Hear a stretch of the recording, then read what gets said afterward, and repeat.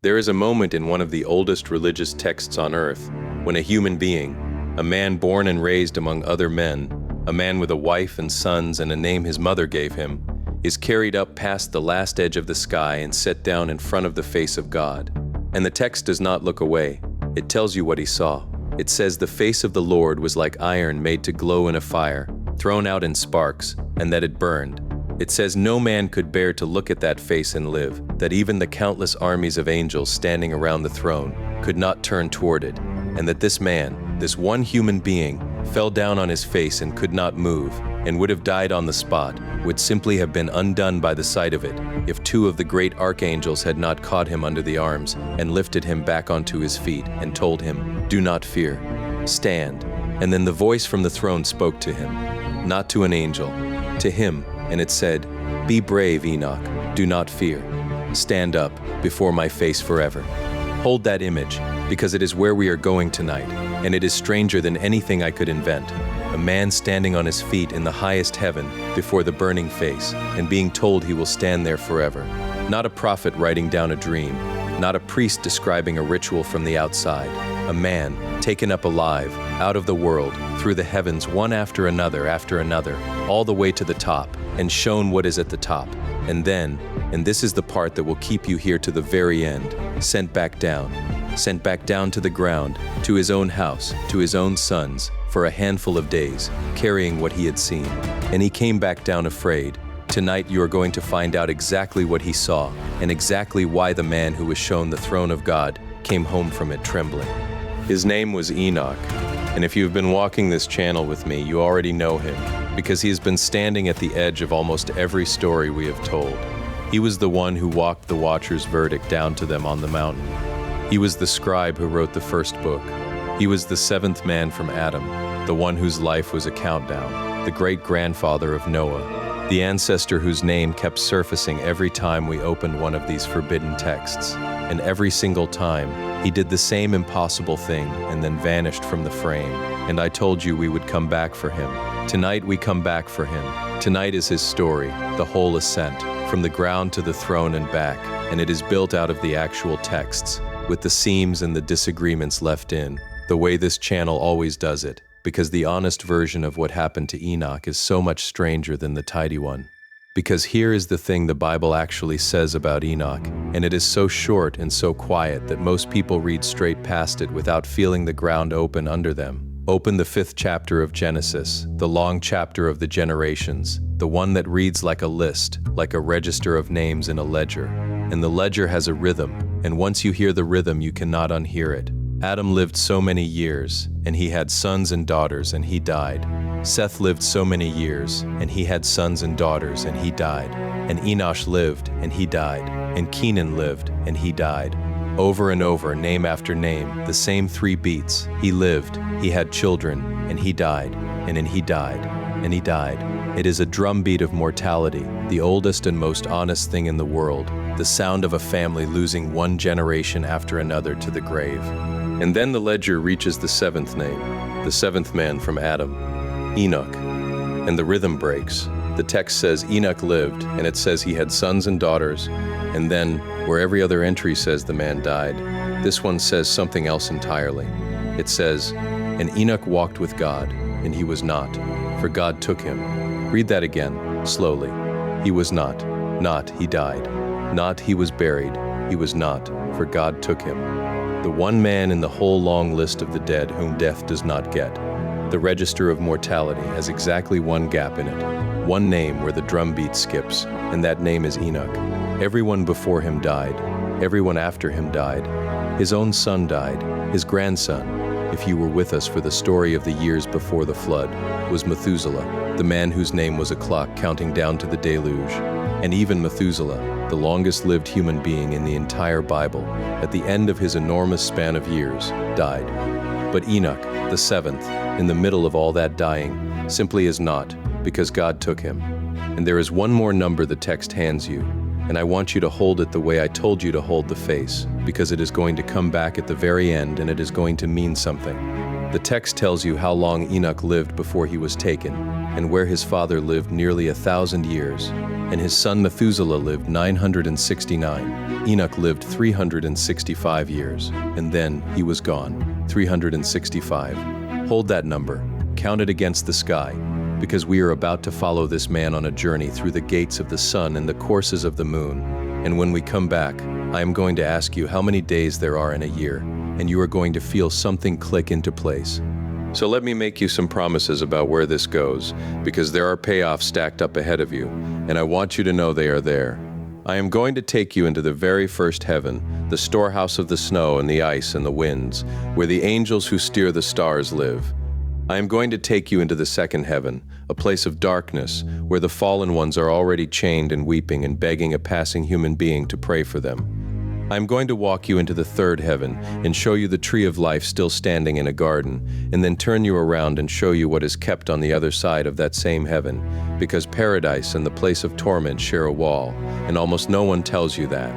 I am going to show you the sun's own gates and the monstrous singing creatures that pull the light across the sky, and the giants sitting in silence in the fifth heaven, mourning.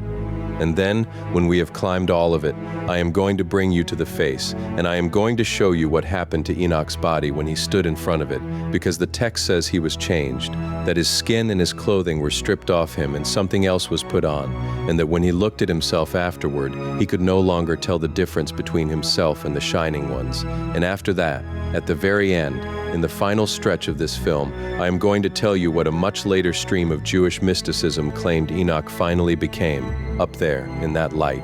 And it is the single most audacious claim any ancient text ever made about a human being, and I will name exactly which text makes it, and exactly how late it is, so you can weigh it for yourself.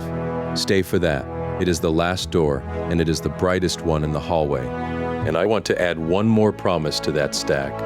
The one that will run underneath everything else tonight like a low note you never quite stop hearing. I promise you that I am going to keep telling you at every single step exactly how solid the ground is under your feet. When we are standing on the oldest and firmest material, the parts that circulated among Jews before the time of Christ and turned up in fragments in the caves by the Dead Sea, I am going to tell you so.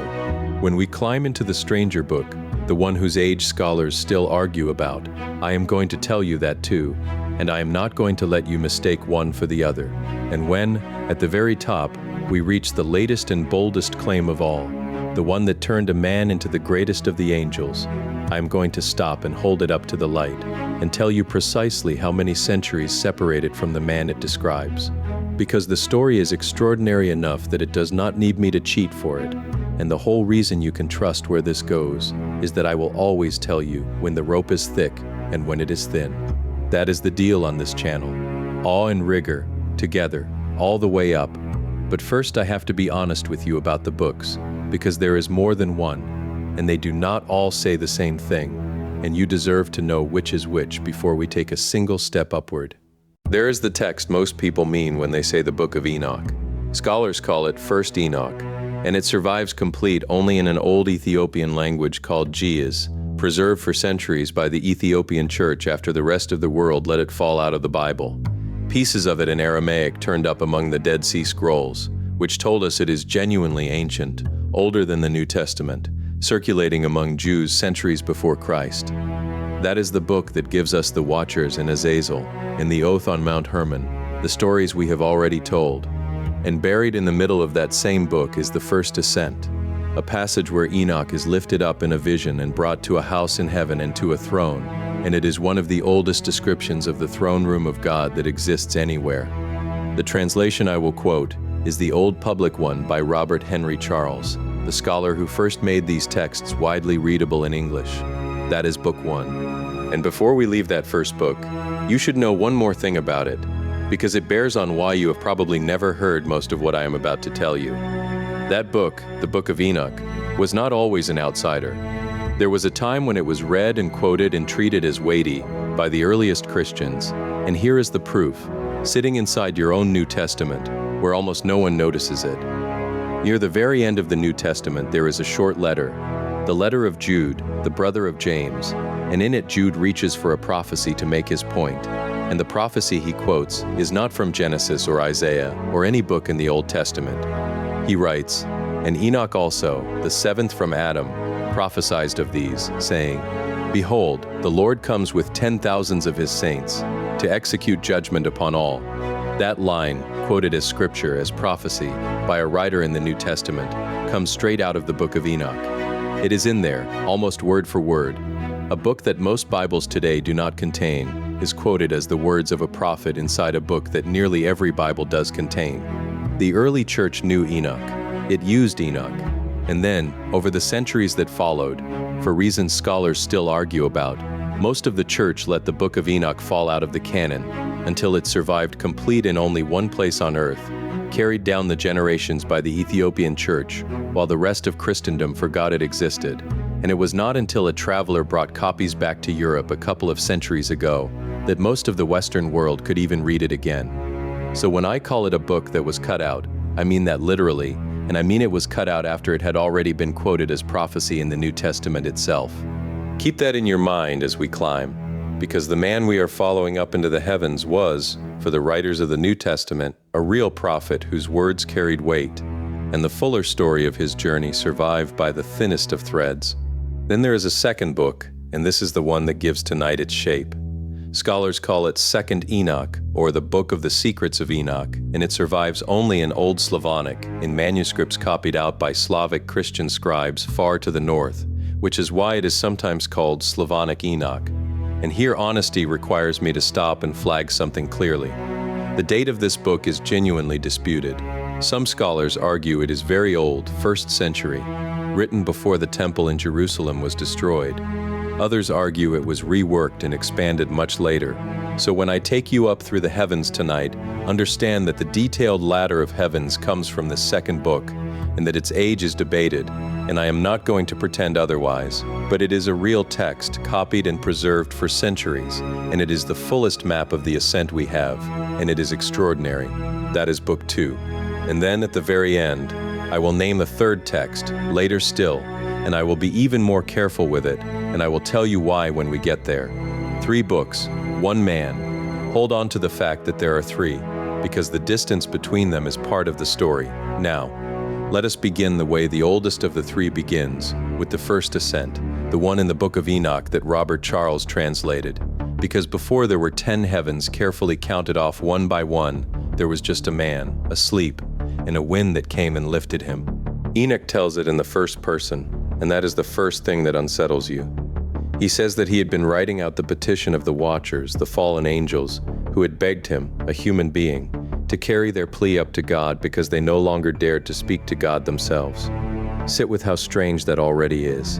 The angels are afraid, and they send a man to do their asking. And Enoch says that as he was reciting their petition, he fell asleep, and visions fell upon him, and he saw the clouds calling to him, and a mist summoning him, and the path of the stars and flashes of lightning were speeding him and driving him, and the winds in his vision caused him to fly and lifted him upward and bore him into heaven. And he comes to a wall. He says it was built of crystals and surrounded by tongues of fire, and it began to make him afraid. And he passes through the fire, and he comes to a house, a great house, and here the language does something that has never really been improved on in 3,000 years of people trying to describe heaven. He says the house was built of crystals, and the floor of it was crystal, and its ceiling was like the path of the stars and lightnings, and between them were fiery cherubim, and their heaven was clear as water. A flaming fire surrounded the walls, and its doors blazed with fire. And he goes in, and he says it was hot as fire and cold as ice, and there was nothing in it of the delights of life, and fear covered him and trembling took hold of him. A house of fire and ice at the same time, empty, and it terrified him. And you have to picture this as a man walking deeper into a structure that is already too much for him. He says that he looked and he saw a second house, greater than the first, and its whole portal stood open before him, and it was built of tongues of fire. And it was so far beyond the first house, he says, in glory and in honor and in magnitude, that I cannot describe to you its glory and its magnitude. He runs out of words. This ancient writer, reaching for the biggest language he has, simply stops and tells you he cannot do it. And its floor was of fire, he says, and above it were lightnings in the path of the stars, and its ceiling was a flaming fire. And he looks, and inside the second house there is a throne, and the text says its appearance was like crystal, and its wheels were as the shining sun, And there was the vision of cherubim, and from underneath the throne came streams of flaming fire, so that he could not look at it. And upon that throne sat the great glory. That is the phrase, not a name, not a description of a face, just the great glory, because the writer will not go further than that. And his raiment, he says, shone more brightly than the sun, and was whiter than any snow. None of the angels could enter and look upon his face by reason of the magnificence and glory, and no flesh could look on him. A flaming fire was round about him, and a great fire stood before him, and none around him could draw near him. 10,000 times 10,000 stood before him, and yet he needed no counselor. And where is Enoch in all this? He tells you exactly where. He says, "Until then I had been prostrate on my face, trembling. And the Lord called me with his own mouth and said to me, 'Come hither, Enoch, and hear my word.' And one of the holy ones came to him and raised him up and brought him near to the door. And Enoch says, 'I bowed my head down.'" Stop there for 1 second, because you have just watched something almost no other ancient text will show you. A man, on his face, unable to move, in front of the throne of God, and God speaks to him directly and calls him by his name and lifts his head. This is the oldest layer, the first book, and already the pattern of the whole night is set. The human being does not stay on the floor. He is called up. He is brought near. He is spoken to. Remember that, because when we climb the 10 heavens of the second book later tonight and we finally reach the face, the same thing is going to happen again, only more so, and by then you will feel the full weight of it. But God does not bring Enoch up there to congratulate him. He brings him up there to give him a job, and the job ties this whole story back to the very first story we ever told on this channel. Because the voice from the throne tells Enoch to go back down and speak to the watchers, the ones who left heaven and came down to the mountain and took wives and taught mankind the forbidden things. And the message Enoch is told to carry is a verdict. Go, God says, and say to the watchers of heaven, who have sent you to intercede for them, you should intercede for men, and not men for you. Why have you left the high and holy heaven, and lain with women, and defiled yourselves with the daughters of men, and taken to yourselves wives, and done like the children of earth, and begotten giants as your sons? You are holy and spiritual, living the eternal life, and you have defiled yourselves with the blood of women, and have begotten giants as your sons. You are holy and spiritual, living the eternal life, and you have defiled yourselves with the blood of women, and have begotten giants as your sons. You are holy and spiritual, living the eternal life, and you have defiled yourselves with the blood of women, and have begotten giants as your sons. You are holy and spiritual, living the eternal life, and you have defiled yourselves with the blood of women, and have begotten giants as your sons. You are holy and spiritual, living the eternal life, and you have defiled yourselves with the blood of women, and have begotten giants as your sons. You are holy and spiritual. And then comes the line that should make the hair stand up on your arms, if you remember where we have been. God tells Enoch to tell the watchers this, and you will have no peace. That is the sentence. That is the whole sentence of the 200, delivered not by God directly to their faces, but written down and carried down the mountain by a human scribe. Enoch is the courier of heaven's judgment. The man who walked with God is the man who serves the papers on the fallen angels. And if you watch the story of Azazel, you already know that one of those angels, the second in command, got a sentence far more specific than the rest. Bound hand and foot and buried under jagged rocks in the desert with his face covered so he would never see light. Now you know who carried that message. It was this man, the one we are following up into the heavens tonight. The prisoner in the desert and the scribe in the throne room are two ends of the same rope, and Enoch is the one who ties them together, because he stood in front of the throne, and then he walked the verdict down to the pit. And do not rush past the strangeness of the errand itself, because it is the key to who Enoch is. The Watchers, these enormous fallen powers who once stood in the light of heaven, who taught mankind the secrets of metal and war and the reading of the stars, are now so far outside of grace that they cannot bring their own case before God.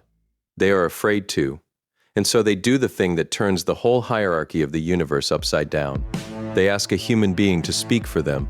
They compose their petition, their appeal for mercy, and they hand it to Enoch, a mortal, a creature of flesh and blood who will one day, they assume, die like all the others, and they beg him to carry it upward, into the presence they no longer dare to enter.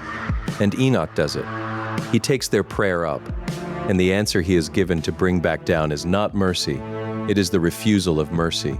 He goes up as their advocate and comes down as their judge's courier. Imagine agreeing to carry a desperate man's plea to the king, and being handed at the throne the death warrant to deliver in its place.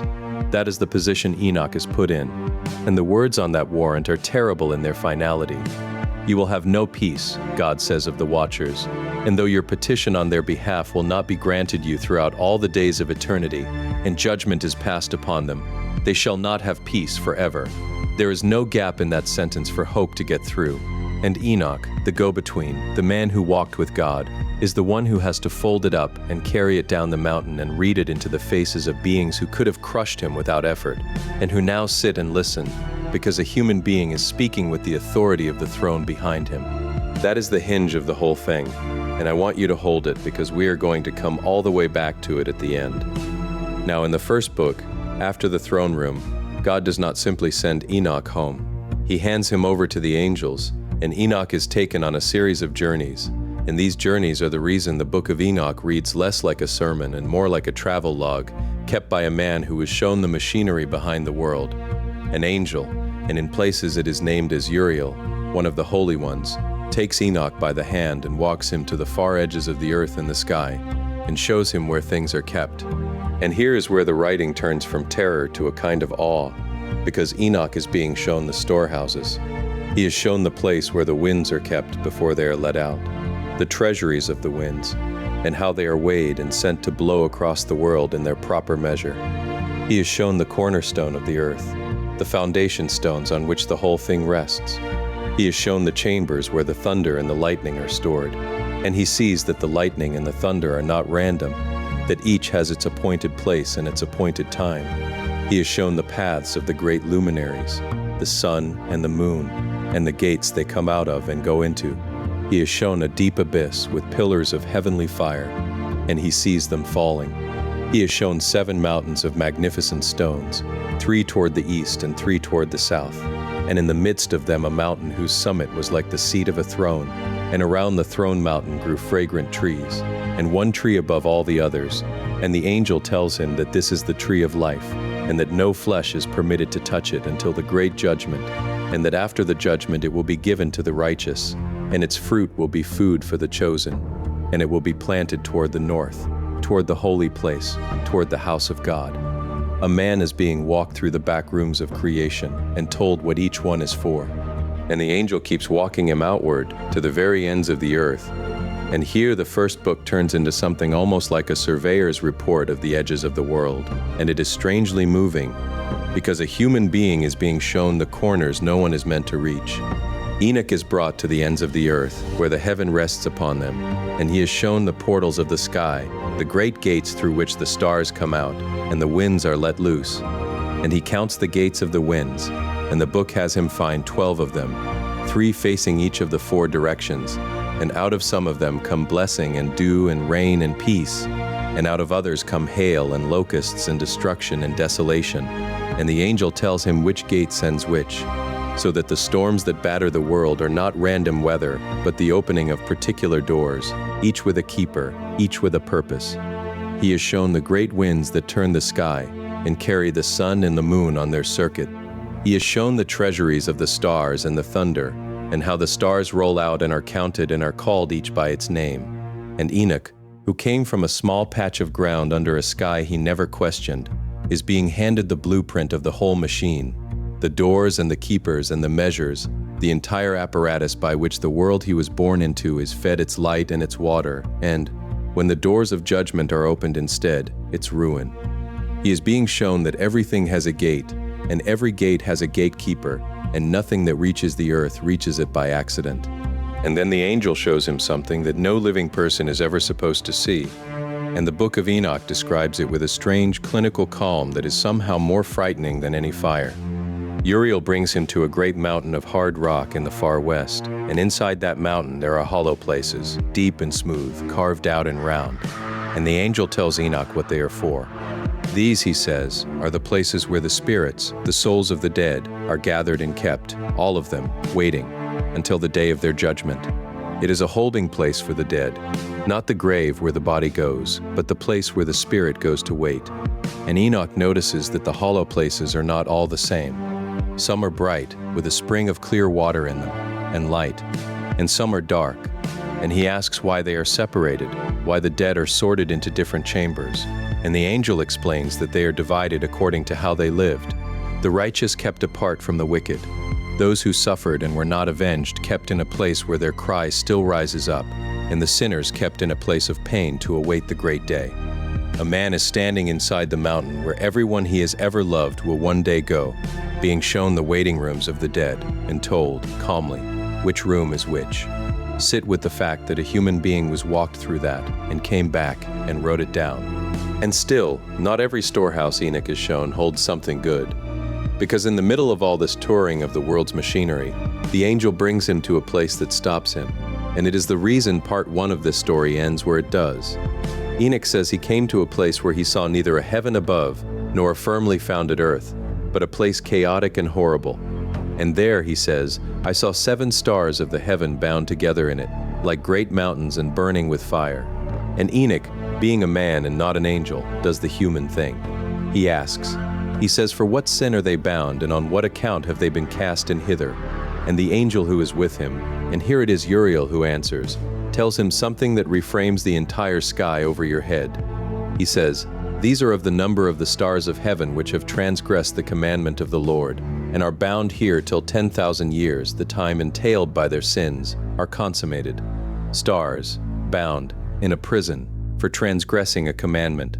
7 of them, burning, chained together in a chaotic and horrible place, serving a sentence measured in 10,000 years. In the world of this book, the lights in the night sky are not just fires. Some of them are governed by beings who can obey or disobey, who can come out at their appointed time or fail to come, and the ones who failed, the ones who did not rise when they were commanded to rise, are down there in the dark, burning, waiting.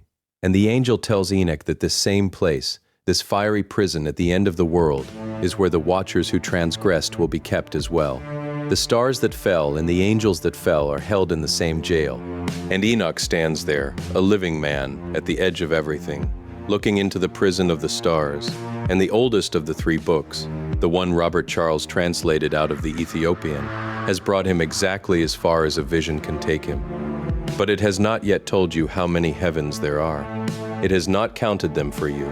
It has shown you a throne and a tree and a prison, but it has not walked you up the ladder rung by rung. For that, we have to leave the first book and open the second, the Slavonic one, the disputed one, the one that does something no other ancient text about Enoch does. It stops at the very beginning of the ascent, and it counts. First heaven, second heaven, third, and it keeps counting, past the number you are expecting, past 7, all the way up. And at the top of that count is the face we opened with tonight, and the thing that happened to Enoch's body when he reached it. So come back to the ground with me for a moment. Come back down out of the vision, back to a house, and an old man, and 2 enormous figures standing at the foot of his bed in the dark, whose faces are shining like the sun, and who have come to take him up for real. Because that is where the second book begins, and it begins on the night everything changed. The second book opens quietly, almost gently, and that is what makes what follows so overwhelming. Enoch is an old man now. He tells it himself, again in the first person, and he says he was lying on his bed in his house, asleep, and that a great grief came over his heart while he slept, and he did not know why. And then he wakes, or half wakes, and there are 2 men standing in his room, and they are enormous, taller than any man he has ever seen, and their faces were shining like the sun, and their eyes were like burning lamps, and out of their mouths came fire, and their clothing was like feathers, and their arms were like wings of gold at the head of his bed. And they call him by name, Enoch. And he says that when he saw them he was terrified, and his face grew pale from fear, and the 2 men said to him, Be brave, Enoch, do not be afraid. The everlasting God has sent us to you, and behold, today you will ascend with us into heaven. And I want you to feel the grief that came first, before the men appeared, because the text is careful to mention it, and most readers slide past it. Enoch says that as he slept, a great sadness came up in his heart, and he wept in his sleep, and he could not understand why, or what the sorrow was for. He is an old man who has, by every sign, lived a good and faithful life, and yet on this last ordinary night of it, something in him is already mourning before he knows there is anything to mourn. It is as if the body knows before the mind does, that everything is about to be taken away: the house, the bed, the ground, the ordinary world, the company of his own children, all of it, and something in him grieves the loss of ordinariness before he has any idea that two burning men are about to walk through the wall of his room and carry him past the edge of the sky. Hold that sadness, because it is the twin of the fear he will feel at the top. Down here he weeps without knowing why. Up there he will fall on his face and cry out, "Woe is me!" The whole ascent is bracketed by a man's dread, at the bottom and at the top, and only in the middle, climbing through the wonders, does the dread give way to awe. And notice what he does before he goes, because it is the most human thing in the whole cosmic story. He does not just vanish, he is a father. So he says to them in effect, "Wait, let me tell my sons." And he gathers his children, and he tells his eldest, whose name he gives, and it is Methuselah, and his other sons to prepare, to keep the ordinances of God, to not seek him, because the Lord is sending him up. He puts his house in order. He tells his boys he loves them and that he is going somewhere and does not know if he is coming back. And only then does he let the two burning men take him. Remember the tenderness of that, a grandfather saying goodbye to his family in the dark, because it is the last ordinary human moment you are going to get for a long time. After this, everything is fire and glass and the roaring of angels, all the way up, and they take him up. And the text says the two men took him up on their wings and bore him up, and they set him down in the first heaven. The first heaven. And here is the first surprise if you were expecting harps and clouds. The first heaven is a workplace. It is full of weather. Enoch is shown a vast sea, greater than any sea on earth, hanging above the sky, and he is shown the treasuries, the storehouses of the snow and the ice, and the storehouses where the clouds are kept, and where the dew is kept, and where the oil of the dew is kept, which shines like every kind of flower. And he has shown the angels who guard these storehouses, who open them and shut them, who let the snow out in its season, and the dew out in its season. And he has shown the rulers of the orders of the stars, the angels who govern the stars, and he watches them at their measuring and their arranging. This is the first thing heaven turns out to be in this ancient text: not rest, work, an immense, ceaseless, orderly labor of running the weather and steering the lights, done by armies of angels who never stop, because if they stopped, the snow would not fall and the stars would not rise. Heaven is the engine room of the world, and the first floor of it is the sky's own warehouse. And that great sea hanging above the sky is worth pausing on, because it is not a random invention either. Go back to the very first page of Genesis, to the second day of creation, where God makes a firmament, a great dome, in the midst of the waters, and divides the waters which are under the firmament from the waters which are above the firmament, the waters above. Most modern readers slide right over that line, because a sea in the sky makes no sense to us. But the ancient world took it seriously, and here in the first heaven Enoch is shown exactly that: the waters that were set above, the great reservoir over the dome of the sky, kept there since the second day. And if you were with us for the story of the flood, you will remember what the ancient text said happened when the deluge came, that the windows of heaven were opened, and the point was that the waters above came pouring down through them. So when Enoch stands in the first heaven and sees a sea greater than any earthly sea suspended over the world, he is not seeing a fantasy. He is seeing the flood's own ammunition, the upper waters, still up there, still held back, still guarded by the angels who open and shut the storehouses. And the men show Enoch the rulers of that first heaven, the elders and the governors of the stars, and they show him how the 200 angels who steer the orders of the stars fly with the stars in their hands, going out to their places at the times appointed for them, each star to its own station, none of them early and none of them late. And Enoch, watching, begins to understand a thing that the whole ascent is going to teach him over and over, floor by floor, all the way to the top. That the world he came from, the ground he was born on, the sky he grew up under, is not running itself. Every drop of dew, every flake of snow, every point of light that comes up in the east at night is being carried and measured and released on time by a laboring intelligence that never sleeps. He thought he lived under an empty sky. He is being shown that the sky is crowded and busy, and that all of it is aimed, with terrible precision, at keeping the world he came from alive and turning. That is the first heaven. Now they take him higher. And the second heaven is where the gentleness ends. Enoch says that the men brought him up to the second heaven, and he looked, and he saw a darkness greater than any earthly darkness. And in that darkness there were prisoners, hanging, watched, awaiting the measureless judgment. And these prisoners were angels. Dark in appearance now, darker than earthly darkness, and endlessly, ceaselessly weeping. And Enoch, again the human being who cannot help but ask, says to the men guiding him, "Why are these ones tormented so?" And his guides answer, "These are God's apostates, who did not obey God's commandments, but followed their own will, and turned away, together with their prince, who is fastened in the fifth heaven. They are the fallen ones, the ones who rebelled, and they are here, in the dark, hung up and weeping, waiting for a judgment that is not yet fallen." And then those prisoners do something that should stay with you. They see Enoch, they see a human being, a mortal, being escorted upward through their prison by two shining angels, plainly on his way somewhere high, somewhere they will never go again, and they call out to him. The fallen angels, in their chains, beg the passing man to pray for them. They say to Enoch, "Man of God, pray for us to the Lord." And Enoch, and here you feel the whole strangeness of his position again, has to answer them. And he says, "Who am I, a mortal man, that I should pray for angels? Who knows where I am going, or what will meet me? Who can pray for these?" It is the same inversion we saw in the first book. The angels are begging the man. The immortal ones are pleading with the creature of dust, because he is going up, and they are staying down, and both of them know it, and he cannot help them, and he tells them so, and he is carried on, past their weeping, higher into the light. And the third heaven is a garden. The men set Enoch down in the third heaven, and he says he looked, and he saw a place more beautiful than anything that has ever been. He saw trees in full flower, and their fruits were ripe and sweet-smelling, and every food they produced was bubbling up in a kind of perfumed abundance. And in the middle of it stood one tree, and the fragrance of it was beyond describing.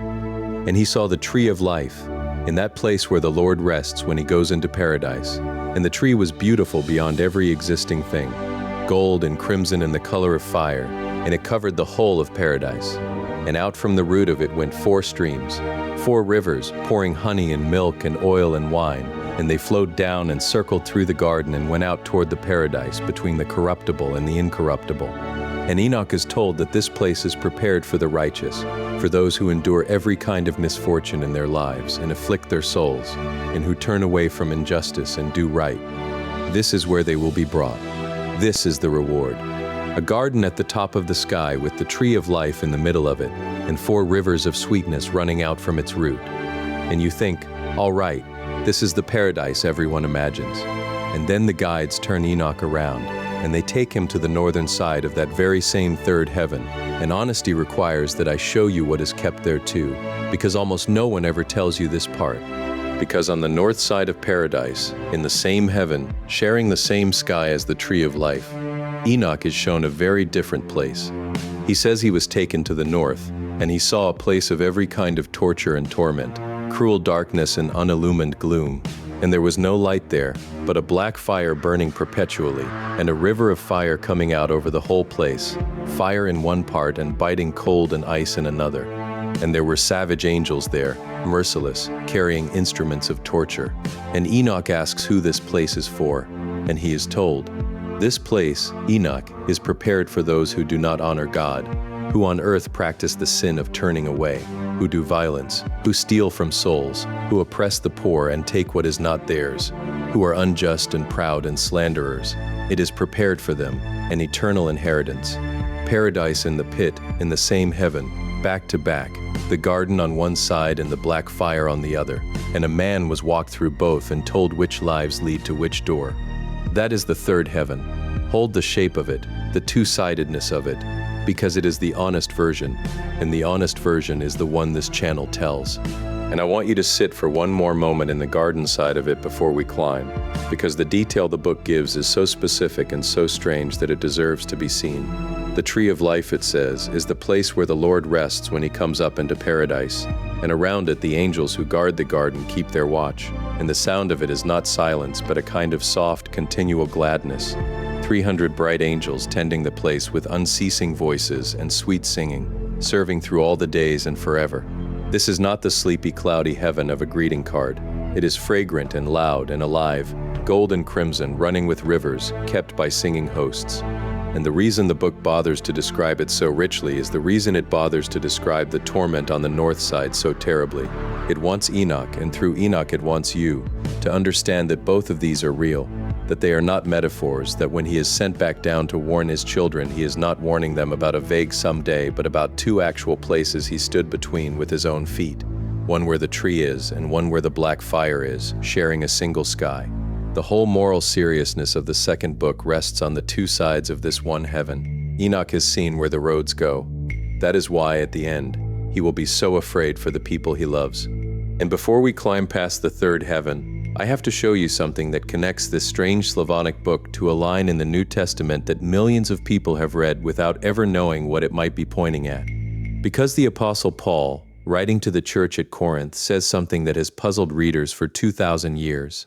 He says he knew a man in Christ who was caught up, taken up, into the third heaven, and caught up into paradise, and heard unspeakable words which it is not lawful for a man to utter. The third heaven, paradise, caught up. Paul, writing his letter, casually numbers the heavens, says the third one, and says that paradise is there, and that a man was taken up to it and heard things he was not permitted to repeat. And here in the book of the Secrets of Enoch is a text that says exactly that paradise, with the tree of life in the middle of it, is in the third heaven, and that a man was taken up and shown it. Now, honesty requires me to be careful. I am not telling you Paul read this book, and I am not telling you this book influenced Paul. Scholars debate the direction and even whether there is any direct link at all. What I am telling you is that the idea, the specific idea, that the heavens are stacked and numbered and that paradise sits on the third floor, was in the air of the ancient Jewish world, shared across texts that otherwise have nothing to do with each other. The map Enoch is climbing tonight was a map other people knew. Hold that, because it means the ladder we are on is older and wider than one strange manuscript. Higher again, the fourth heaven, and the fourth heaven is the machinery of the sun. Here Enoch is shown the courses of the sun and the moon, the gates through which the sun comes out in the morning, and the gates through which it goes in at evening, and there are many of them, a set of gates for the great luminary to rise from and set into as the year turns, so that the point of sunrise moves along the eastern horizon through its appointed gates and back again, which is exactly what the sun really does across a year. And this ancient text is describing it as a system, a mechanism, gates and measures and appointed times. And I want to slow down here because this is one of the places where the ancient text and the real sky line up so exactly that it should give you pause. The book has Enoch counting the gates the sun rises from, and it does not describe a single fixed sunrise point. It describes the sunrise point moving. The sun comes out of one gate, and over a stretch of days it shifts to the next gate along the horizon, and the next until it reaches the far one, and then it turns and comes back, gate by gate the other way. And that is precisely what the sun actually does. Stand in one spot and mark where the sun breaks the horizon each morning for a year, and it will not be the same spot. It will creep north until midsummer, then reverse and creep south until midwinter, then reverse again, a slow swing back and forth along the eastern edge of the world that takes exactly 1 year to complete. The people who wrote and copied this text had no instruments, no clocks as we know them, nothing but their eyes and their patience in the horizon, and they watched the sun walk its gates, and they built the whole architecture of the fourth heaven around the motion that governs the length of your days and the turning of your seasons. And they gave the moon its own gates too, its own set of doors it moves through on its own faster schedule, because the moon is the other great clock, the one that measures the month. Heaven in this book is not vague. Heaven is where the calendar is kept. And that is the second time tonight the number of days in a year has come knocking at the edge of the story. Keep waiting for it. It is almost time. And Enoch is shown the guards who go before the chariot of the sun and the strange creatures that accompany it. And here the text becomes genuinely bizarre because it names them. It shows Enoch flying creatures it calls the phoenixes and the chalkidri, wonderful and strange, with the feet and tails of lions and the heads of crocodiles, their appearance colored like the rainbow, and they are enormous, and they have 12 wings each, and they accompany the sun and carry the heat and the dew, and when the sun rises they burst into song. And there is a detail here that is so tender and so strange that I have to give it to you, because it tells you what kind of imagination made this book.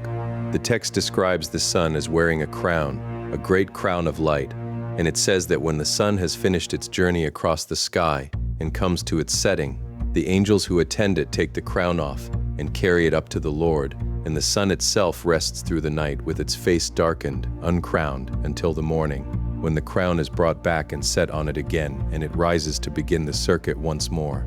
Think about what that means as a picture. Every single night, according to this book, the light of the world lays down its crown, because even the sun does not wear its glory in the presence of the one it serves. Even the sun is a servant that takes off its crown at the end of the shift. And Enoch, standing there watching the angels lift the burning crown off the setting sun and carry it upward into the dark, is being shown, one more time, floor by floor, the same lesson the whole Ascent keeps teaching. That everything up here, even the greatest light in the sky, is under authority, is measured, is on a schedule, bows and serves. And Enoch stands in the fourth heaven and watches the sun come out of its gate, and the impossible singing creatures rise up singing to greet it. And he watches the whole timed, measured, mathematical procession of the day begin, and he sees that the sky is not a random scattering of light, it is a clock. Everything up there is counted, gated, measured, and it comes and goes on a schedule that never varies. Now hold that against the number I gave you at the very start, 365, and keep holding it, because in the last part of this film, when we are through the heavens, I am going to put the two of them side by side. And now the fifth heaven, and if you have watched this channel before, the fifth heaven is going to hit you like a door swinging open onto a room you have been in. Because the men bring Enoch up to the fifth heaven, and he sees there a great host, an innumerable multitude of soldiers, and they are called the Grigori. And that word matters. Grigori is the Greek for the watchers. These are the watchers. And Enoch looks at them, and their appearance was like the appearance of men, and their size was greater than that of great giants, and their faces were dejected, and the silence of their mouths was perpetual. They sit, enormous, in total silence, their faces cast down, not singing, not moving, not doing the work that every other rank of angel in every other heaven never stops doing. And Enoch asks his guides why these ones are so downcast and silent. And he is told the story we have already told, from the other side. These are the Grigori, who with their prince Satanael rejected the Lord, and 200 of them went down onto the mountain called Hermon, and they saw the daughters of men, and took them for wives, and defiled the earth with their deeds, and produced giants, and the whole earth was corrupted through their works. And their brothers, the ones who went all the way down, are the ones chained in the darkness of the second heaven, the ones we passed on the way up, the ones weeping and begging to be prayed for. And these here, in the fifth heaven, are the rest of that same host, sitting in mourning, waiting. And Enoch does something extraordinary. He does not gloat, and he does not flinch. He speaks to them. This mortal man, standing in the fifth heaven among the silent giants who once ruled and taught and fell, opens his mouth and tells them, in effect, to get up. He says to them, I have seen your brothers, and I have seen their punishment, and their prayers, and I know your situation. Why do you wait, and not serve before the face of the Lord, and set your services in order, and serve before the face of the Lord, before you provoke your Lord to the very end? And the text says the Grigori heard the human being, and they took his admonition to heart, and they stood up in their ranks, the enormous silent host, and they arranged themselves, and they began again to make the sound they had not made in ages, 4 ranks of them. And they sounded their trumpets and sang, and their song went up before the Lord. A man told the fallen watchers to lift up their heads and worship, and they obeyed him. Remember, when we opened this whole series, we stood on Mount Hermon and watched these same beings swear an oath and come down into ruin. Now in the fifth heaven, a human being has told the remnant of them to stand and sing again, and they have done it. The scribe has authority over the watchers. Hold that. It is going to matter at the very top. And there is a detail in the second book that I have to name honestly, because it is where this text goes further than the older ones. The Book of the Secrets of Enoch gives the watchers a prince, a leader, and it names him Satanael.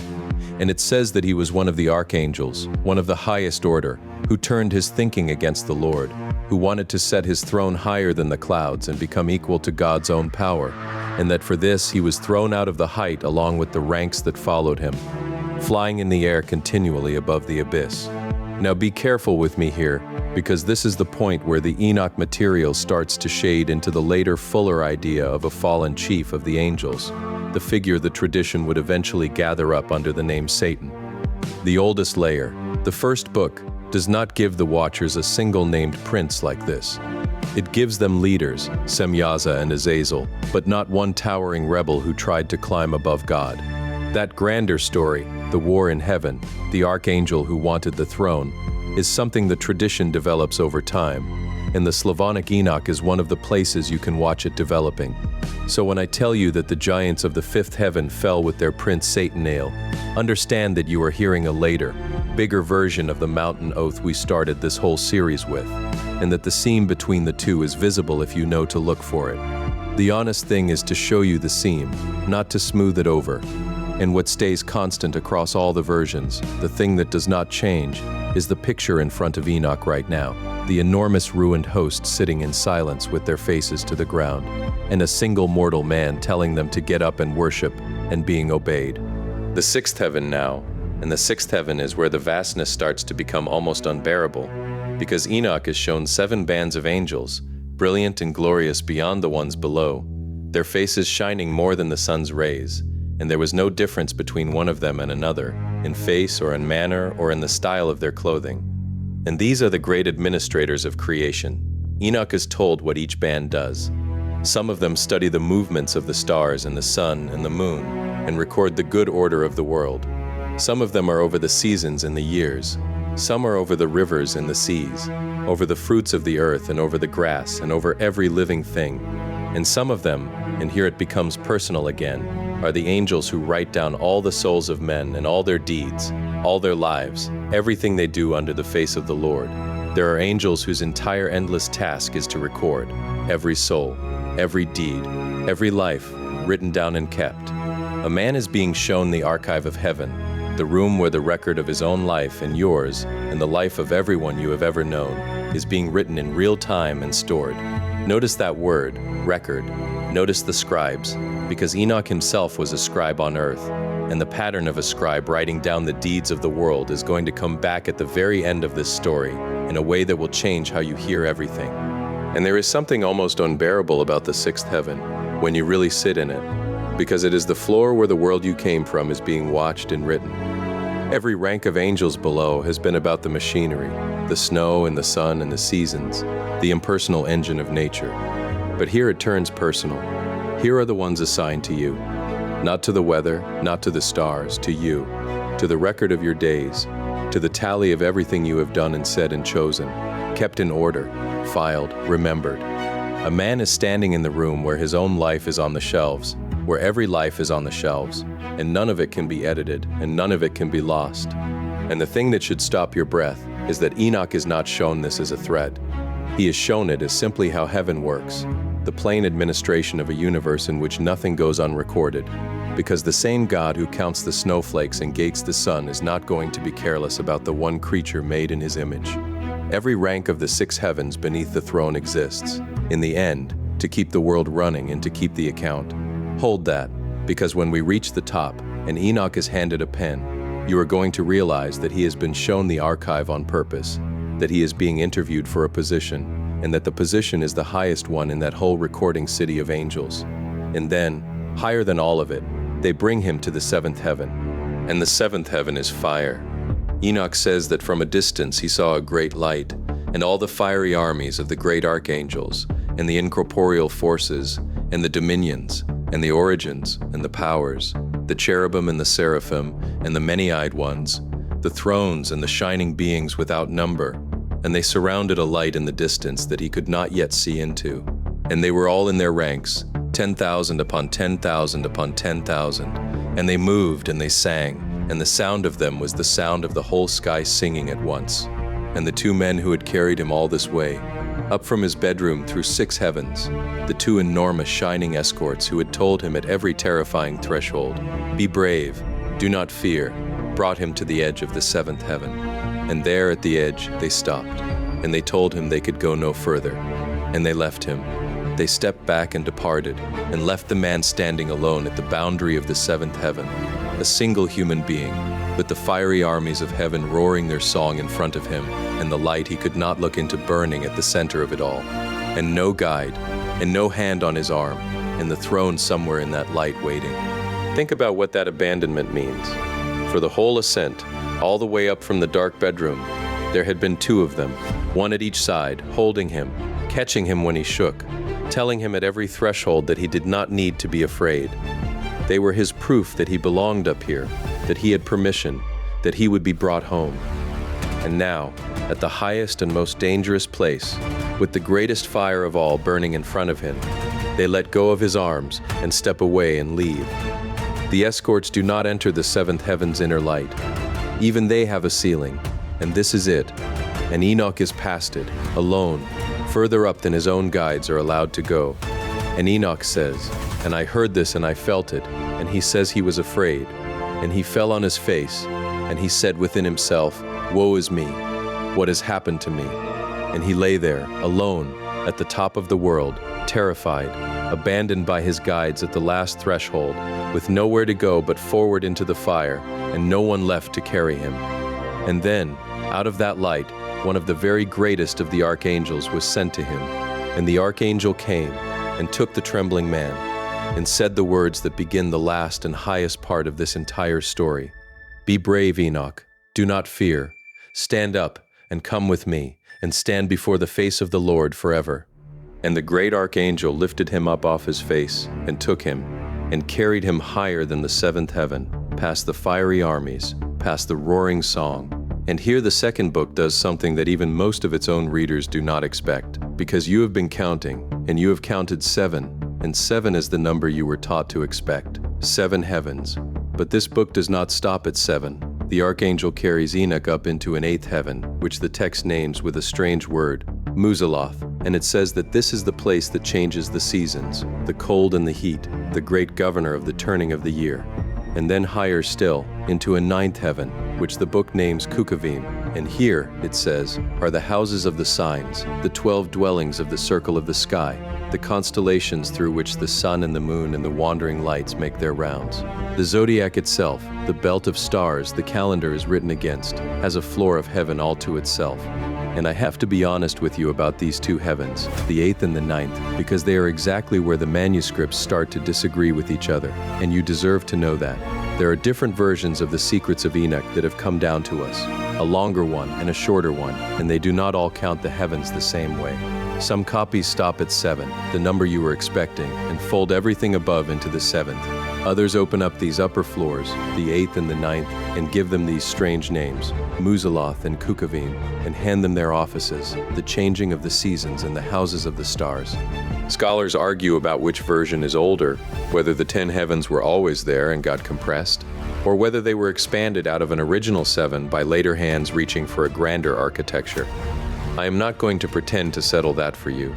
I am telling you plainly that the latter has a disputed top, that the number of heavens is one of the places this text is not sure of itself, and that I would rather show you the uncertainty than sell you a false tidiness.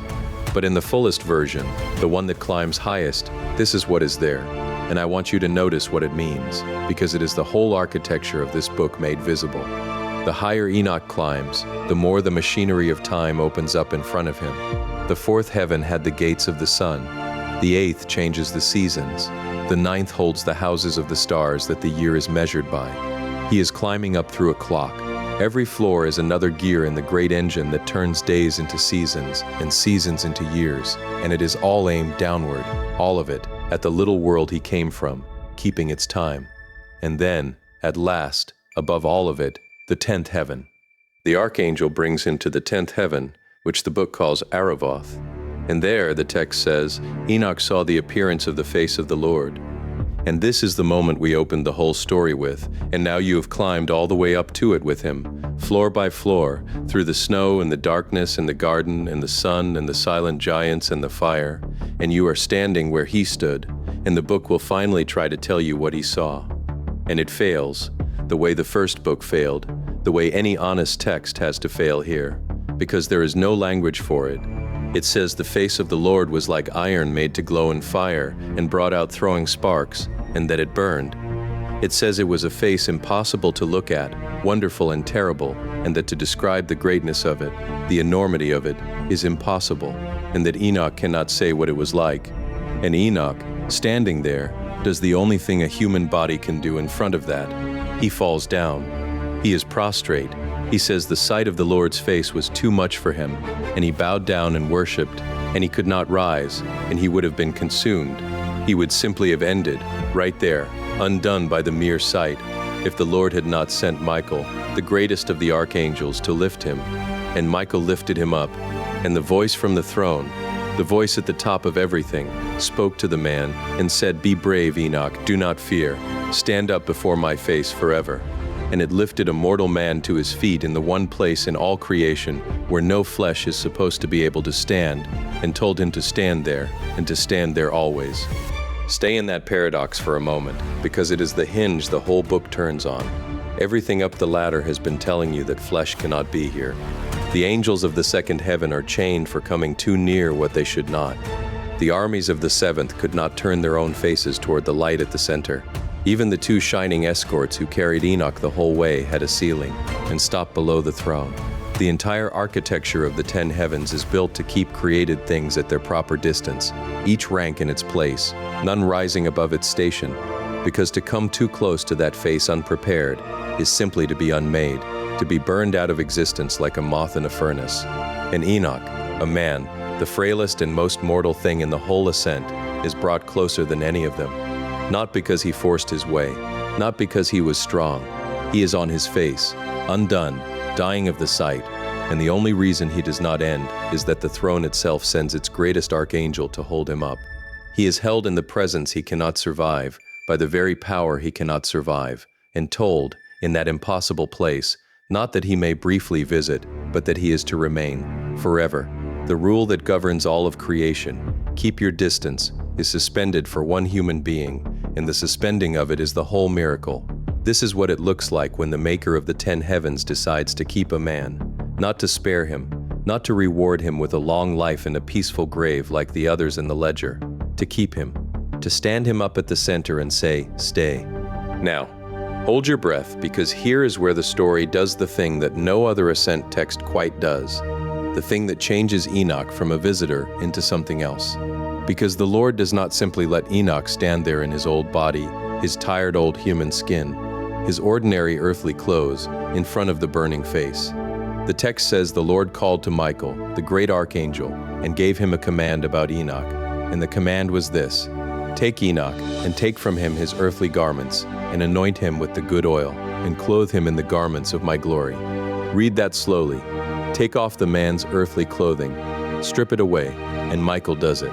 He removes from Enoch the garments he had worn up the whole ascent, the last things he had brought with him from the world, from his house, from his bed, and he sets them aside.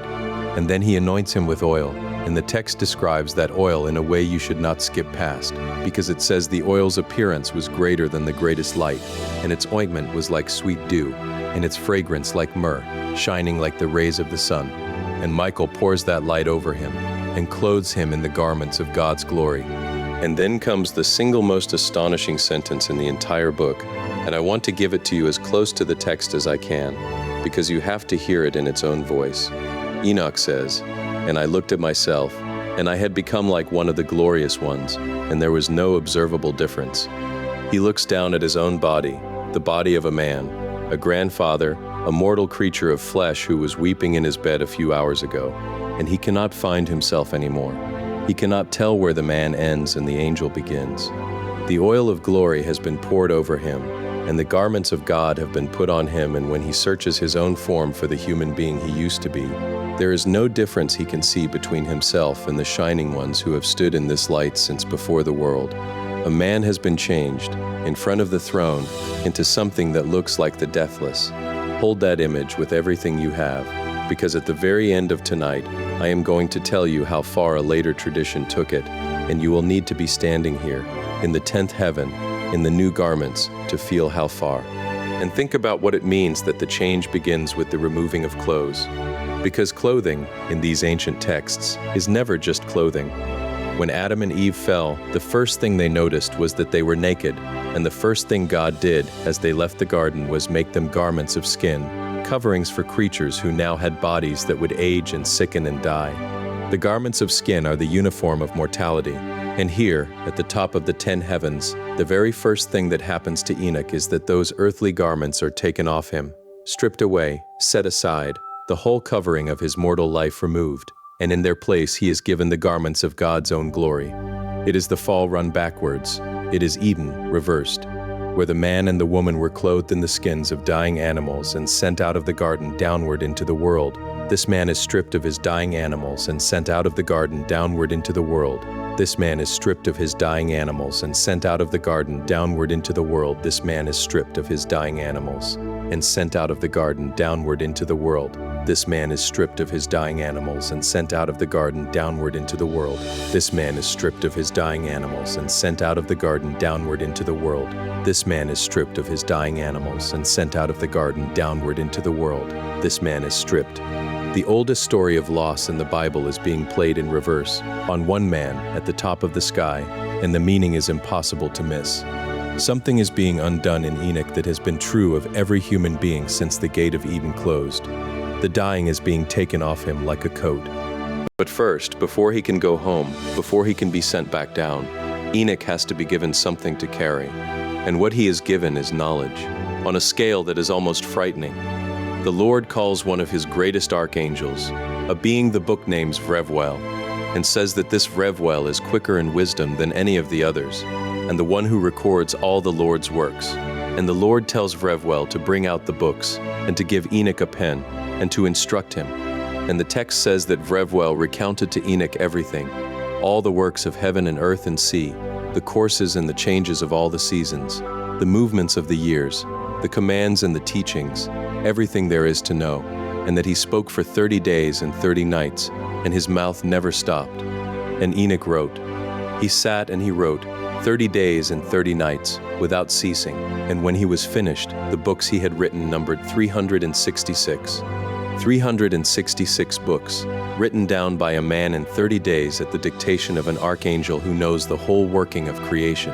And do not miss what Enoch has just been made into, because it is the quiet key to everything that comes at the end of tonight. He has been made the scribe of heaven, not a warrior, not a priest, not a king, a writer, the one who sits with the pen while the archangel who knows all things speaks and takes it all down and turns the whole knowledge of creation into books that can be carried, kept, copied, handed from a father to his sons, and on down the generations.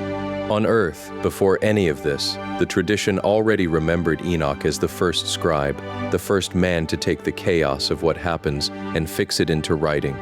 And now heaven confirms the office at the highest possible level. The man who wrote is given the whole of what there is to write, and told to write it. Remember, in the sixth heaven, the angels whose endless task was to record every soul and every deed. Enoch has just been enrolled among them, at the top of them, given the pen by the very archangel who records the Lord's own works. The scribe of earth has become the scribe of heaven. Hold that word, scribe, all the way to the end of tonight, because when the last and latest book gives Enoch his final and most shocking title, the title will still, after everything, after the crown and the throne and the name that frightened a rabbi, come down to this. He is the one who writes it all down. And now stop, because it is time. It is time for the number. I told you at the very beginning, in the 5th chapter of Genesis, that of all the long-lived men in that ledger, Enoch lived the shortest span before he was taken, and that he lived 365 years. And I told you to hold that number and count it against the sky. And then I walked you through the 4th heaven, where the sun moves through its gates, and I told you that the swing of the sun through those gates and back takes exactly 1 year, and I told you to keep holding the number. So hold it now, and count. How many days are there in a solar year, the time it takes the sun to complete its walk along the horizon and return? 365. And how many years did Enoch, the man who was taken up and shown the gates of the sun and the courses of the year, live upon the earth before he was taken? 365. 1 year of years. The man whose entire story is about the measuring of time, the man who was carried up through a clock and shown how the calendar is kept and sent home with 366 books of it, lived a day count of years, one for every day the Son takes to come home. And it does not stop there, because the books he wrote in heaven number 366, which is the count of a year and one day over, the leap, the extra, the day the solar year truly runs to when you measure it out to the end. His life is a year, his library is a year, and the day beyond it. This is the kind of thing this channel lives for, the checksum hiding in plain sight, the arithmetic you can do yourself, sitting where you are, right now. Count the years of Enoch, count the days of the sun. They are the same number. The ancients who told this story knew exactly what they were doing. They made the life of the man who conquered death into a perfect calendar, so that you could never again look at the length of a year without thinking of him. And there is more, the Lord tells him, up there, before the descent. And honesty requires me to flag that this is the part of the book that goes furthest out onto its own limb, because the Lord tells Enoch the secret of how everything began, a secret the text says not even the angels know, that God never explained the origin of creation to his own angels, but is explaining it now to a man. And the account it gives is strange and unlike anything in Genesis. It speaks of a time before anything, when there was nothing, and God commanded the lowest things to come out of the invisible. And it names two strange first things, one called Adoil, an immense being who burst apart so that a great light came out of him. And from that light the visible creation was founded, and another called Arukas, dark and heavy, who came out and spread below to become the foundation of the lower, darker things. Light out of one, the deep out of the other, and the world built between them. And then it tells how man was made, and it says that Adam was formed from 7 components, his flesh from the earth, his blood from the dew and the sun, his eyes from the depth of the sea, his bones from stone, his thought from the swiftness of angels and from cloud, his veins and hair from the grass of the earth, his spirit from the wind of God. 7 pieces of the whole creation gathered up into one creature, so that man is a small model of the entire world, made of a bit of everything, which is why, the text says, man both knows and does not know, why he is the greatest and the least, the ruler and the ruined. And notice how different that is from the opening of Genesis, and why that difference matters. Genesis begins with the world already there in rough form, the deep, the waters, the Spirit moving over the face of it, and God speaking light into being. It does not tell you where the deep came from, or the darkness, or the raw stuff God is shaping. It starts the camera rolling after the first cut. But the Secrets of Enoch claims to go back before that, to the instant when there was truly nothing. No deep, no dark, no waters, nothing at all.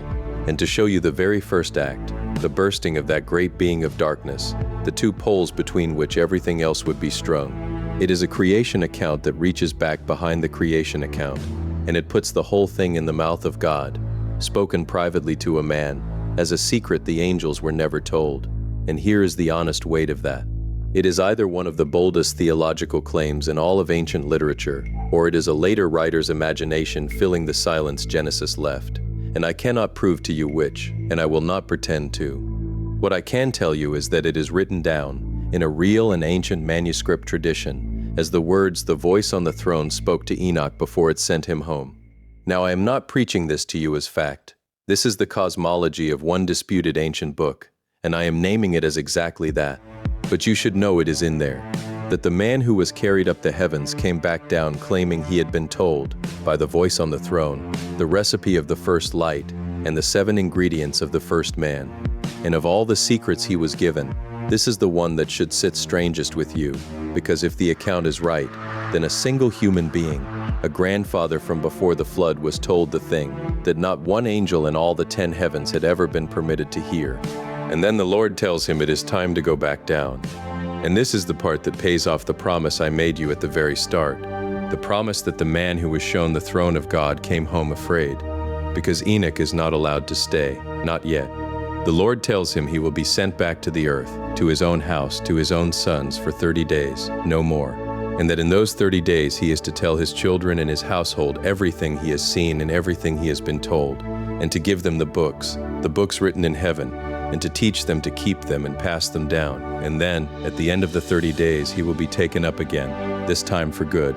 So Enoch, clothed now in the garments of glory, changed, shining, carrying 366 books and the secrets of the first light, is brought back down the whole way, down through the 10th heaven and the 9th and the 8th and the 7th, and all of them, back to the ground, back to the house he said goodbye to, and set down among his own children, who look up and see their father, whom they had given up as gone forever, standing in the doorway with a face they can hardly bear to look at. And here is why he is afraid, and it is not the fear you would guess. He is not afraid of God anymore, not exactly.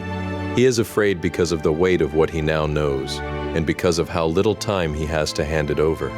He tells his sons, and the book records his words, and they are the words of a man running out of time. He tells them, "Listen, my children, before all things existed, the Lord established the age of creation, and I know all things, and I have written them in the books, and I have seen everything, and there is no man who can undo what has been ordained." He tells them how the wicked are punished, and the righteous rewarded, and he begs them, "Do not turn away. Keep the ordinances, walk before the face of the Lord, because he has seen, with his own changed eyes, exactly what waits on both sides, the garden and the black fire, and he cannot bear the thought of any of his own descendants ending up on the wrong side of the wall of the third heaven." That is his fear. He has seen the whole map, the reward and the torment, laid out floor by floor, and he has 30 days to make his family understand it before he is taken away and can never warn them again. Imagine knowing everything, the whole shape of eternity, and being given 1 month to teach it to the people you love, and knowing that after that month you will be gone, and they will be on their own with only the books you leave behind. That is the fear of Enoch. It is the fear of a father, magnified to the scale of heaven. And there is a piece of what he tells them in those 30 days that ties straight back to a thing we found in an earlier story on this channel. And it is worth stopping on, because it shows you these texts were building one connected world. Enoch tells his sons about the books, and he tells them that there are records kept in heaven, tablets on which everything is written, the deeds of every person, the whole account of what is done under the sun, and that nothing is forgotten and nothing is lost, that every word and every act is set down and kept against the day of judgment. When we told the story of the Book of Jubilees, we found that exact idea, the heavenly tablets, the great permanent record in the sky on which the history of the world and the fate of every soul is already written. And here it is again, in the mouth of Enoch, warning his children. Live as though it is all being written down, he tells them, because it is. There are no secrets.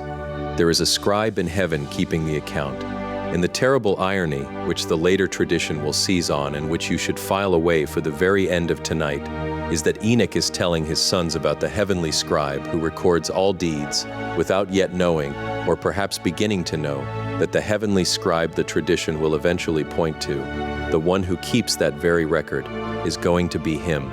And the specific things he tells them in those 30 days are worth hearing. Because a man who has just been shown the throne of the universe comes back down and does not talk about power or secrets or the mechanics of the heavens he could now explain better than anyone alive. He talks about kindness. The words the book puts in his mouth are almost unbearably gentle for a man freshly returned from the burning face. He tells his children that whoever comes upon a person in trouble should rescue him. He tells them that when they see someone naked, they must clothe him, and someone hungry, they must give him bread, because the face of every person is the face of a creature the Lord made and loves. He tells them not to injure any living soul, and even in one striking line, not to trample carelessly on any creature of God, because it was made by the same hand that made them. He tells them not to store up their treasure by robbing another, not to let their heart grow proud, not to judge a person harshly, because judgment belongs to the one on the throne and to no one else. This is what a man says when he has actually stood in the presence and seen how the account is kept. Not, "I have seen wonders you cannot imagine," but "Be gentle, be just, feed the hungry, because it is all written down, and the God who counts the snowflakes is watching how you treat the least person you will ever meet." The whole terrifying architecture of the 10 heavens, the fire and the record and the throne, funnels down, in the end, into a father telling his kids to be kind and to be fair, because he has seen with his own changed eyes exactly how much it matters. He also does something practical, something a real man would do, that grounds the whole cosmic scene. He does not just preach, he arranges his affairs. He blesses his children one by one. He tells them how to live after he is gone, how to treat the poor and the stranger, how to keep from the paths that lead to the black fire he has seen. He tells them not to look for his body, because there will be no body to find and no grave to visit, and not to grieve as though he were dead, because he is not dying, he is being taken. He is trying, in 30 days, to be a whole lifetime of a father to them at once, to pour everything he is and everything he has seen into them before the darkness comes down and takes him for good. And that, more than any vision of fire, is the human heart of the second book. A man who was shown the throne of God spends his last hours on earth not boasting about it, but sitting with his kids, making sure they will be all right. And at the end of the 30 days, it happens. The book says that when Enoch had finished speaking to his sons, the Lord sent the darkness onto the earth, and there was darkness, and it covered the men who were standing with Enoch, and the angels took him up into the highest heaven, and the darkness lifted, and Enoch was gone. And here, if you were with us for the story of the years before the flood, something should ring, because we have seen this before. We told the story once of a man taken up in a whirlwind, and here again, the taking of Enoch is wrapped in the same violence of weather. The darkness coming down, the world blotted out for a moment, and when it clears, the man is simply not there. He was not, for God took him. The oldest line, the line from Genesis, is being acted out in full. And this time you know exactly what it means. It does not mean he wandered off. It does not mean he died quietly. It means he was carried, alive, in his changed and shining body, back up through the 10 heavens to the face at the top, to stand there as he was told forever. Now, the last door. And I promised you it would be the most audacious claim any ancient text ever made about a human being, and that I would name the text and tell you exactly how late it is. So here it is, held out to you plainly. Centuries after the Book of Enoch and the Secrets of Enoch in the world of Jewish mysticism, in the tradition scholars call Merkabah, the mysticism of the chariot and the throne, a third book appears. Scholars call it Third Enoch, or by its Hebrew name, the Sefer Hekalot, the Book of the Palaces. And I want to be as honest with you about this book as I possibly can, because it is the furthest thing tonight from settled ground. It is late, much later than the other two. Scholars place its material in the world of the early medieval Jewish mystics, many centuries after the New Testament, gathered out of a stream of visionary literature about ascending through the heavenly palaces to the throne. It is not an eyewitness document, and no one serious claims it is. It is the tradition dreaming hard about what became of the man who did not die, and what it dreams is staggering. Because in Third Enoch, a later mystic, ascending in vision to the heavens, meets a colossal angel on the throne side of heaven, the greatest of all the angels, a prince over all the hosts, and asks him who he is. And the great angel answers that he was once a man, that he was once Enoch, the son of Jared, the seventh from Adam, the one who was taken, and that when God brought him up, God did not merely show him the heavens, God enlarged him, the text says, until his body was made to match the world in breadth and in height, and gave him wings, and a throne of his own set at the door of the seventh palace, and crowned him, and wrote upon that crown the letters by which heaven and earth were made, and appointed him prince and ruler over the other angels, and set him to be the great scribe of heaven, the one who records the deeds of all the world. And the tradition gives this transformed Enoch a new name. It calls him Metatron, and it calls him, and here is the line that has disturbed and fascinated readers for 1,000 years, the Lesser Lord, a name so close to the divine name that the tradition itself had to wrestle with it. A human being, lifted so high, given a throne and a crown and a name and authority over the angels, that from a distance he could be mistaken for God himself. And the tradition knew the danger of that, and it left the scar in its own text, which is how you know it was taking the claim seriously. Because there is a story, preserved in the Talmud, about a great rabbi who ascended in vision into the heavens, and who saw this figure seated on a throne, writing. And angels do not sit in that tradition. Only God sits in the presence of God. And the rabbi, seeing a second figure enthroned and writing, drew the terrible conclusion and said, "Perhaps there are two powers in heaven." And the tradition records that this was a grave error, that the enthroned scribe was Metatron and not a second god. And the story even has Metatron corrected, humbled, to make the point unmistakable, that however high the man was raised, he is not the one on the throne. But sit with why that story had to be told at all. It had to be told because the tradition had raised a human being so high that a great and learned man, seeing him, mistook him for God. That is how far the dream went.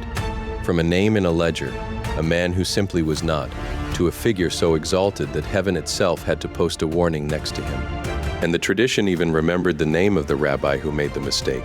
It calls him Elisha ben Abuya, and after his heavenly vision went wrong, after he looked at the enthroned scribe and concluded there were two powers, the tradition stopped calling him by his name at all and called him only Aher, which means the other, the stranger, as if he had removed himself from the community of the faithful by what he saw and what he concluded from it. One of the four who, in the famous story, entered the garden, the pards, the orchard of the deepest mysteries, and of the four, one died, one went mad, one became a heretic, and only one came out whole. Aher is the heretic, and the thing that broke him was the sight of the exalted man on the throne. And I have to be honest and tell you that even the name Metatron is a puzzle nobody has fully solved. Scholars have argued over it for generations. Some read it as coming from Greek words meaning the one who stands beside the throne, or the one who measures, the divine measurer. Others trace it to a title meaning the guard, the keeper of the watch. Nobody agrees, and the tradition itself sometimes seems unsure, which is part of why the figure is so haunting, a being with 70 names whose chief name no one can even confidently translate. What the tradition is sure of is the office, the one thing that never wavers across all the confusion, that this Metatron is the prince of the presence, the Sarhapanim, the one permitted to stand in the immediate presence of God and to serve there, and the great scribe who keeps the record, the one who stands before the face forever, which is, word for word, exactly what the voice from the throne told a terrified old man in the 10th heaven, centuries before any mystic dreamed the name Metatron. Stand up before my face forever. The later tradition simply gave a title to the standing, and the tradition piles honor on him past the point of comprehension. It says that God gave this transformed Enoch 70 names, one for each of the nations of the world, and that the least of those names is still greater than all the treasures of a king. It says God set a crown on his head and wrote upon it the letters of creation, the very letters by which the heavens and the earth were made, so that the powers of the sky bow when he passes. It says he was given knowledge of every secret and understanding of every mystery, that the depths of the Torah and the wisdom of every generation were opened to him like a spring. And yet, alongside all of that, the tradition keeps calling him by a strange, small, tender title. It calls him the youth, the Na'ar, the greatest of the angels, prince over all the hosts, enthroned and crowned.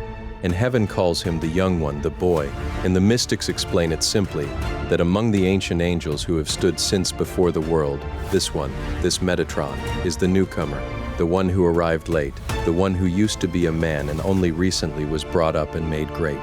Of all the beings around the throne, he is the only one who was ever human, the only one who remembers a mother, a house, a death that did not come, forever the youngest in the room. And his task, after all the crowns and names, is the one he was given at the very beginning, in the second book, when the pen was first put in his hand. He writes, he is the scribe who records the deeds of the world and keeps the books of heaven, weighing what men do, setting it down, the great keeper of the record. The office never changes, from the man taking dictation for 30 days to the enthroned prince with 70 names, it is the same job. He writes it all down. Now, I am not telling you this happened. I am telling you a much later mystical tradition claimed it, that it built this towering figure out of the older story of the man who was taken, and named which text and how late it is so that you can weigh it exactly as what it is, a tradition, a dream, a 1,000-year meditation on a single unexplained verse. But look at what that dream is made of, because every piece of it was already sitting in the older books we read tonight.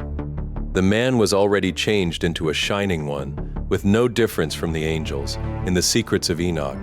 He was already made the great scribe, given the pen, told to write down the works of creation. He was already told to stand before the face forever. The later tradition did not invent those threads. It only pulled them tight and tied them into a crown. The seed of Metatron is right there in the second book, in the oil of glory and the 366 books, and the command to stand forever. The mystics just followed it up. And before we close, there is one last strange thing the second book does. A coda almost no one ever mentions, and I want to give it to you because it shows how far this material reaches. Because the book of the secrets of Enoch does not actually end when Enoch is taken. It keeps going, down through his descendants to his son Methuselah, who is made a kind of priest after him, and then further, to a grandson named Mir, a brother of Noah in this telling, and it tells a birth story so strange that most people who meet it are sure they have misread it. Ner's wife, an old woman named Sopanim, who had borne no children in all her years, is found to be with child, and she dies in her shame, and out of the body of the dead woman a child is born already formed, already developed, sitting up, clothed, speaking, with the badge of priesthood on his chest, glorious and complete. And they name the child Melchizedek. And the book says that because a great flood was coming that would wash the whole world away, the archangel, Gabriel in this telling, or Michael, came and took the child Melchizedek and carried him up into the paradise of the third heaven, the very garden Enoch had walked through, to be kept safe there through the deluge, so that the priesthood would survive the water and come out the other side into the new world. Now, honesty demands that I flag this harder than almost anything else tonight.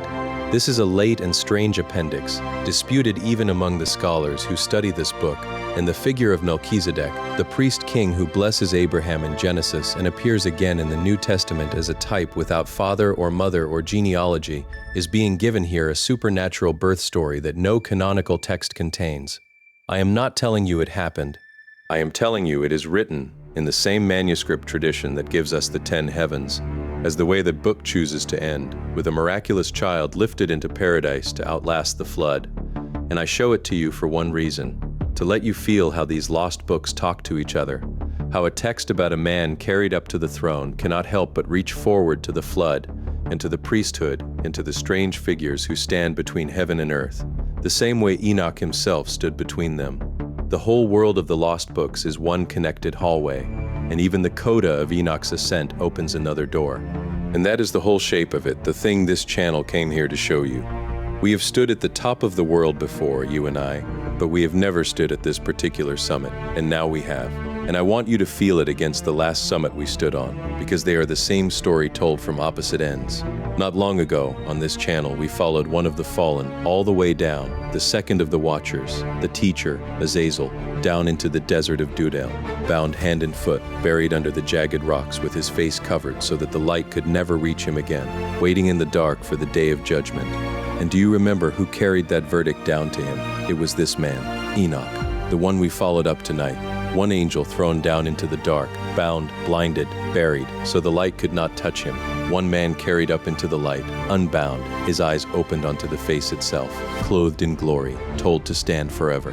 Down and up, dark and light.